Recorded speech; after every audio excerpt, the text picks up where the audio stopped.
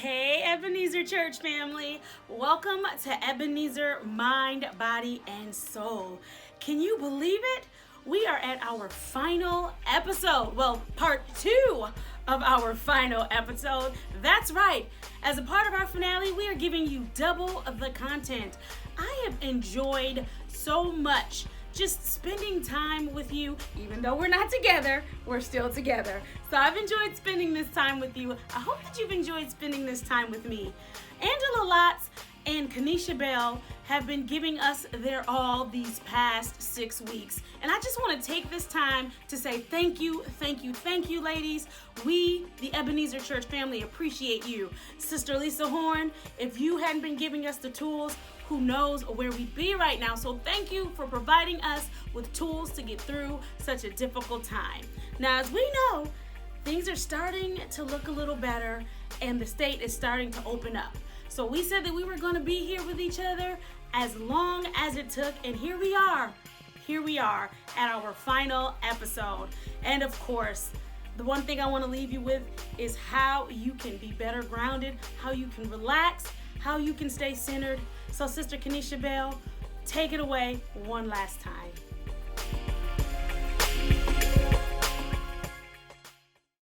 Thank you, Candace, and welcome and hello to my Ebenezer Church family. Thank you so much for joining me again. This week, as you can see, we are back on our mats, and we're just going to go ahead and get started. So remembering that yoga is that individual practice, that internal practice. So it may vary a little bit from what I'm doing, but doing what your body is needing you to do. So really listening and being in tune with that. And also remembering that yoga is that yoking or that marriage of our body and our breath and movement. And so a lot of times we're inhaling and exhaling with our movement, knowing that in this practice you don't have to solely focus on the breath.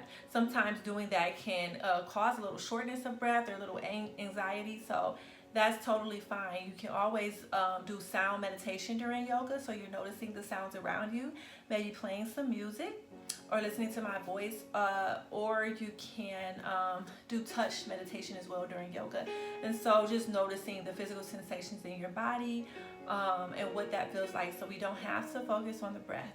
But I am going to get us grounded here by using a 4 count for our breathing. Again, if this is something you don't want to focus on, then you can do sound or physical sensations while we ground ourselves before we get into the physical practice of movement.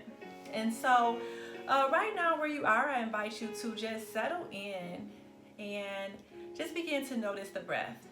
And so right now we don't have to change the breath in any way.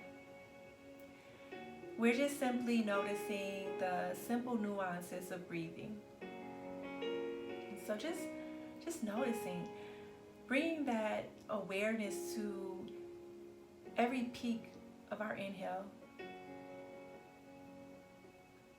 and every valley of our exhale.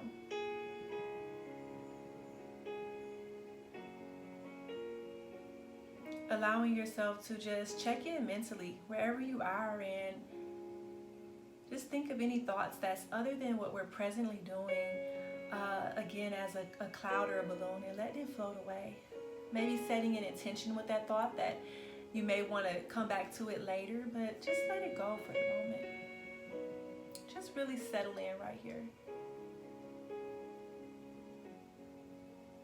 So now we're going to do that 4 count that I mentioned earlier. And so as we inhale, we're just counting 4, 3, 2, 1.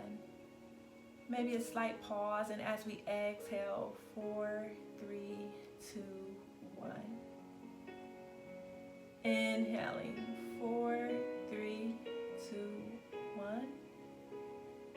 And exhale, 4, 3, 2, 1. Good. Just beginning to bring awareness to our shoulders, just to kind of settle in. And so on our next inhale, we're just bringing the shoulders up to the ears. Exhale, rolling them down the back. And so going into some shoulder rolls. Just noticing here if we're holding any tension, if the muscles are tight around the shoulders, and just give that extra special care to just release. Allow those muscles to loosen, and just allow yourself to relax in this area. Even playing with the shoulder rolls, maybe the next time you roll them up, instead of going down the back, you roll them forward and down. And so knowing what works for you.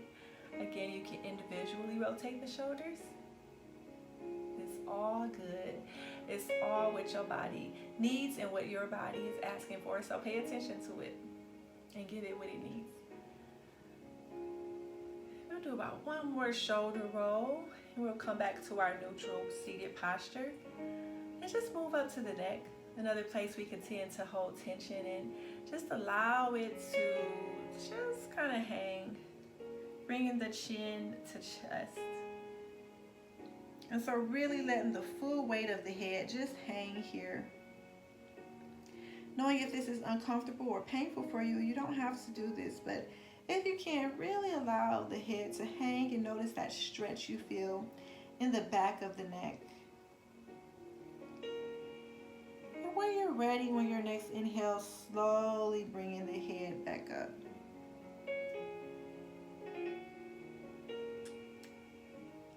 And inhaling, bringing the right ear to right shoulder. Just bring ear to shoulder.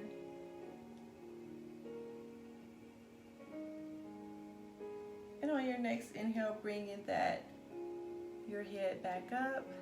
And as you exhale, it's the opposite. Bring ear to shoulder. Again, allowing for that stretch in the neck if it's not painful. Inhale, coming back up to center. Again, just really kind of rotating the joints and bringing lubrication there. And so again, noticing the hips. And however you're sitting, it doesn't have to be cross-legged, but we're just going to begin to circle.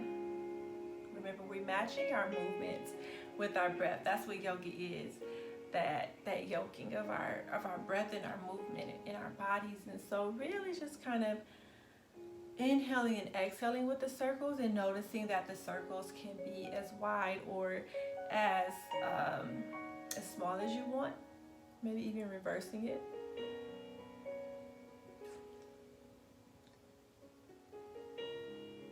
One more circle here.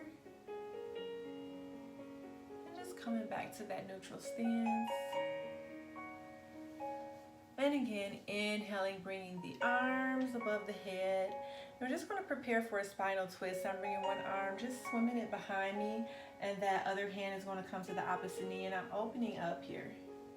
Maybe I bring my chin to my back shoulder, if I have that range of motion. If not, wherever your chin lands, then that's okay. On my next exhale, I'm just moving my head, bringing that chin now towards the opposite shoulder, noticing that stretch there.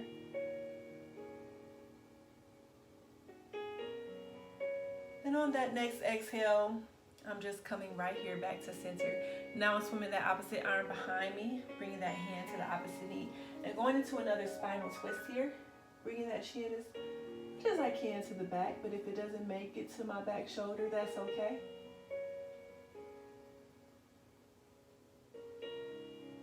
And on my next exhale, I'm bringing that chin to the opposite shoulder. Noticing the stretch here.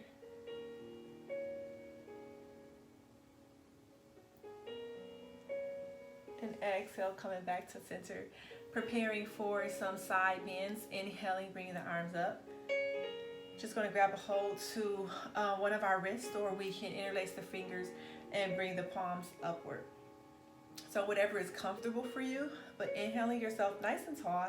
And as we exhale, we're just leaning over to the opposite side. And you can bring one hand down to the mat if you want to go a little deeper in this side bend here. Again, being in your body, noticing if it's painful or if it's just a stretch. Inhale, coming back up. Always noting if it's painful to get out. And exhale, we're going to the opposite side, bringing the arm down to the mat if that's what you're feeling you need to do. And again, stretching. Inhale, coming back up. And exhale, bringing it back down. We're gonna go into those pelvic tilts or cat-cow. And so you can do that sitting where you are. And if you wanna do it sitting, you can inhale and you bring the chest up. The shoulders come back and the chin comes up to sky. And as you exhale into cat, you're rounding the back, bringing the chin to chest, bringing the shoulders forward. And so remembering our pelvis is like a bow. We're tilting it forward and we're tilting it back. And so we can do this sitting down here, or we can do this on hands and knees. And so getting, if you're on a mat, putting both hands on the mat, fingers are wide spread. They're about shoulders distance apart. Our knees are about hips distance apart. And we're just going to inhale, bring the belly down, bring the chin up, shoulders back. Just how it was if we were sitting, and exhale, rounding the back and bringing the chin to chest. And so knowing what works for you, what's comfortable for you. We're going to do maybe about 2 more of these, and then we're going to come into a spinal balance. Inhaling and exhaling. And then we're going to come to a neutral table posture. And so table is just when your hands and knees are on the mat, just almost like a tabletop. And so when we come into a spinal balance, we're extending one leg down. We can keep that leg here on the mat, or we can bring it up. And I'll come up a little bit so you can see. Our toes are pointed downward, our foot is flexed, and we're just gonna, so I have my right leg up and I'm going to do my opposite. That left hand or arm is gonna come out and extend out. Our thumb is up as if we're shaking someone's hand, and we're just holding the posture here. We're not holding our breath. And so remember, you always have the option to keep your toes on the mat, or you can bring them up. And exhale, bring that left hand, that right knee down to the mat. And we're just going to do the opposite. And so now I'm extending that left leg out. Remember, your toes can be on the mat, or you can lift it up. Remembering to keep your foot flexed or your toes down. And then inhaling, bringing the arms stretched out in front of you. Thumb is up as if you're going to shake someone's hand. Remembering that we are holding this posture, but we're not holding our breath. We're still breathing here.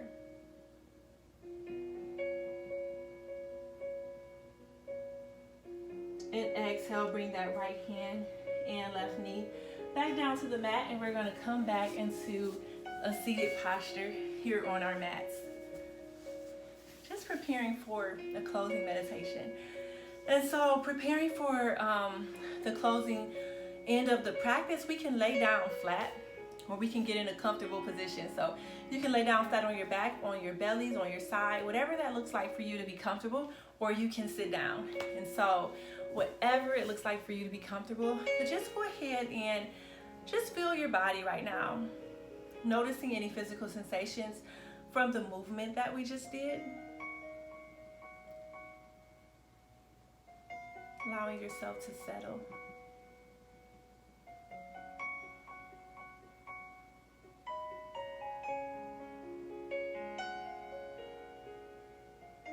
And taking a deep inhale in through the nose and exhale it out.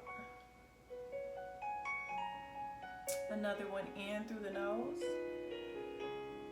and exhale, bringing it out.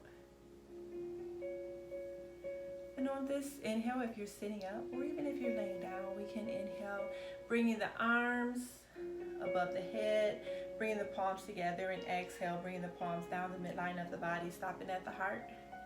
How we always end here. This time, I'm going to inhale, open the mouth, and sigh it out with an exhale. And as I always like to end just on a scripture that maybe God has placed in our hearts, or a prayer, whatever that is for us, just taking that moment to be still right now. So just notice what's there without judgment, just noticing whatever you're feeling right now is okay. The scripture that comes to my mind is Isaiah 25:1. Lord, you are my God. and I will exalt you and praise your name. For in perfect faithfulness you have done wonderful things, things that were planned long ago. And so I just remember that during this time with the coronavirus, with COVID-19, and just how our lives have changed so much during this, and just still praying for God's will to be done, and still trusting and standing on his word, no matter what it looks like. And so I hope the same for you. Thank you so much, Ebenezer Church family. And back to you, Candace. Thank you for that, Kanisha. And again, thank you for 6 weeks of just faithfully teaching us how to center ourselves and stay focused.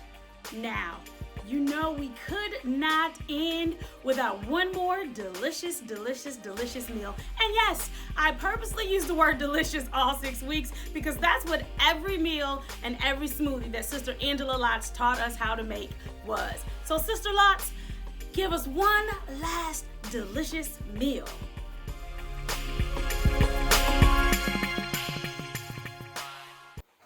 Hello, my Ebenezer family. Today we're going to be doing a dinner. We're going to be doing catfish, boiled potatoes, and green beans in a side salad. When you say catfish, the first thing I think of is, ooh, fried catfish, delicious. You can do fried every now and then. Baked catfish is much better for you, and it is more healthier. And baked catfish can be just as delicious. It's all in the seasoning.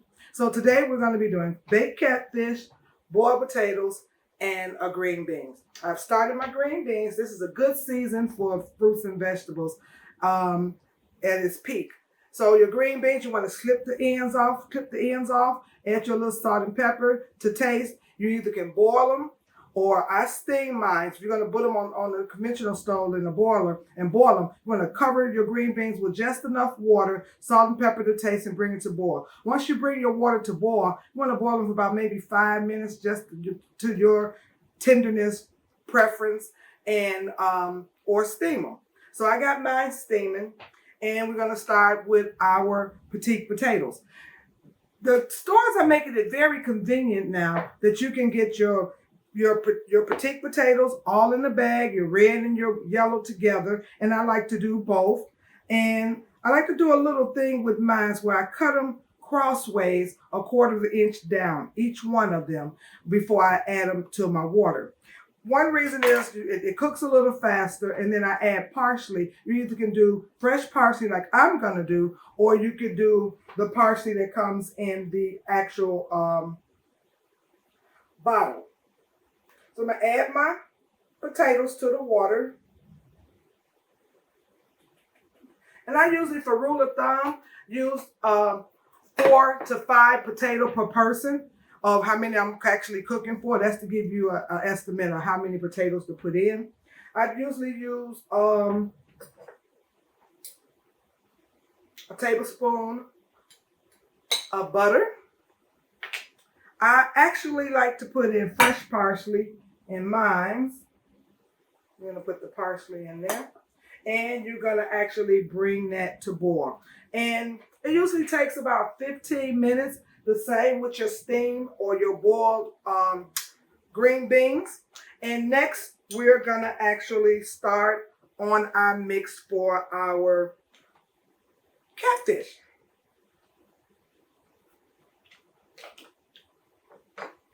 With my catfish, I like to take a bowl, and you're going to mix in the bowl parsley,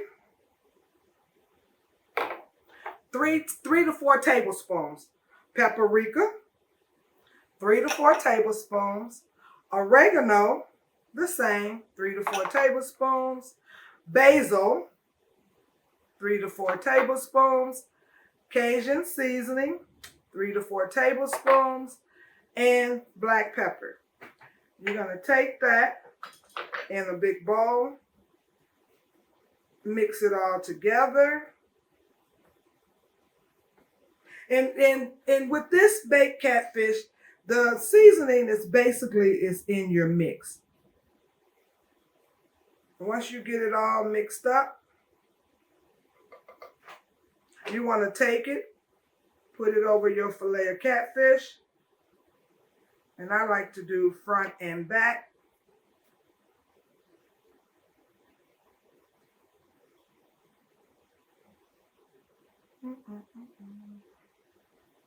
And like I stated, you can do fried catfish every now and then. Baked is better for you health-wise.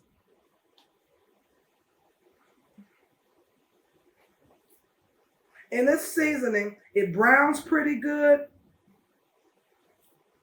Quick dinner, but a healthy one. It browns pretty good. And got enough for this last fillet here. There you go. Use all of your seasoning.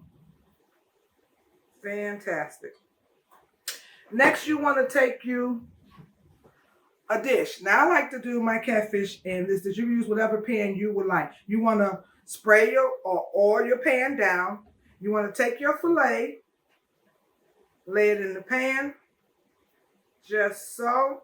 Heat your oven for 350. There you go. And make sure you get all your seasoning on your catfish as you land it in. And now it's ready to go into the oven. Now that's your seasoning for your catfish.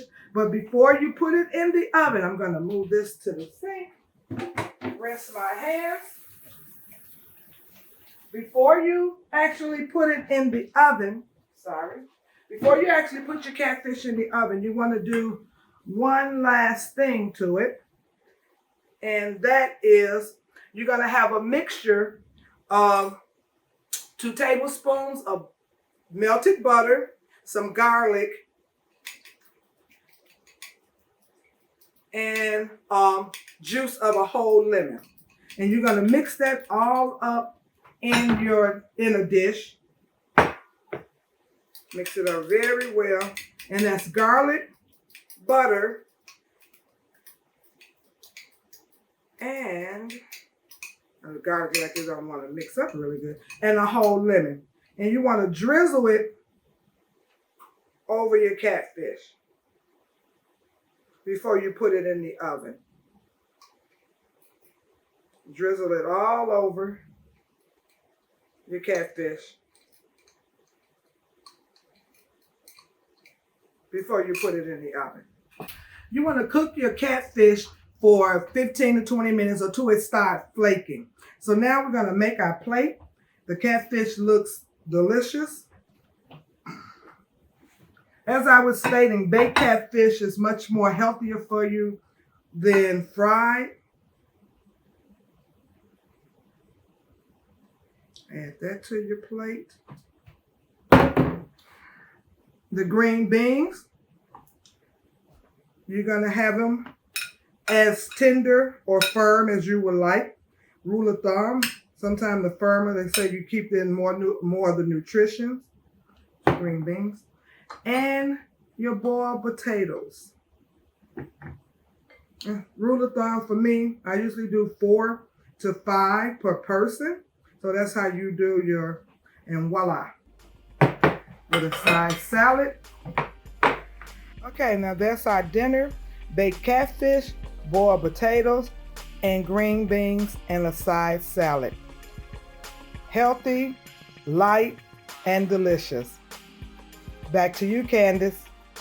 Sister Lots, thank you for taking the time to give us one last delicious meal. I hope you all try that baked fish recipe. And for those of you who are like me and you might have an allergy to certain seafoods, try it with fish. But either way, I'm sure those Cajun seasonings will be delicious. Sister Lots, thank you for feeding us these past 6 weeks. We really appreciate it. Now, you know we can't get out of here, Ebenezer Church family, without one more lesson from Sister Lisa Horn. Take it away, Sister Horn. Hello, Ebenezer family and friends. This is your moment for mental wellness. The topic for today is forgiveness. Some of you may be wondering, what does forgiveness have to do with mental wellness? Well, research and testimonies have shown that forgiveness can improve your physical, spiritual, and mental well-being. There is peace and healing available to anyone willing to journey through the process of forgiveness. This process is the intentional and voluntary act in changing thoughts, feelings, and attitude regarding a perceived offense and overcoming emotions such as resentment, anger, hate, bitterness, and sadness, just to name a few. Forgiveness does not mean that you excuse, deny, or overlook the action.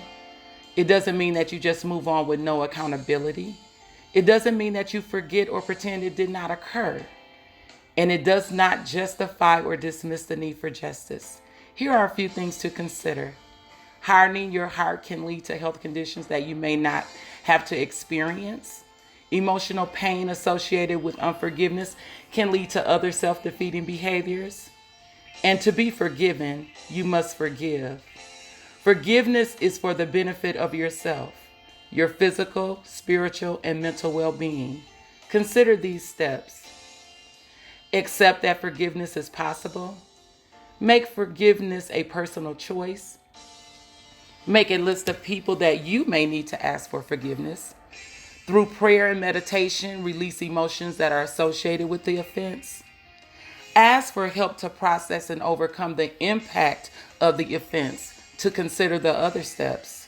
And lastly, commit yourself to the act of what God has ordained in His Word. I leave you with this scripture. Ephesians 4:31 and 32. Get rid of all bitterness, rage, and anger, brawling and slander, along with every form of malice. Be kind and compassionate to one another, forgiving each other just as Christ has forgiven you. This has been your moment for mental wellness. Tools, tools, tools. We've got plenty of tools to help us get through the rest of this time. Sister Lisa, you have been an invaluable part of this process, and we greatly appreciate you. Now, Ebenezer Church family, unfortunately, here's the time where we say, see you later, because as things open back up, we'll be together again really soon. Not as soon as we like, but still soon.